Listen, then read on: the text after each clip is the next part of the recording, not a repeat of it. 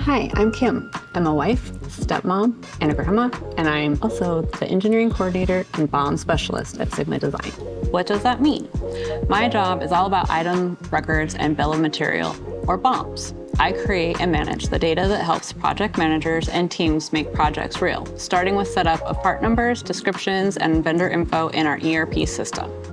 Each item has its own unique number, a category code, and important details like how it's packaged, who makes it, and how much it costs. I spend a lot of time on vendor websites tracking down prices and figuring out if something comes in a pack of 100 or a roll of 100 feet. If I can't find it, our purchasing team steps in to help. If I had to explain my job to family and friends, I'd say it's kind of like cooking. The BOM is the recipe, and the parts are the ingredients. The engineer designed the product and sent me the list of parts, and I enter those parts into the system so the shop and purchasing teams know exactly what we need to build whatever the project requires. Sometimes we make changes, like adjusting quantities or adding missing parts, just like tweaking a recipe, and we revise the BOM to make sure everything's right. What I really love about my job is working with the people across the company.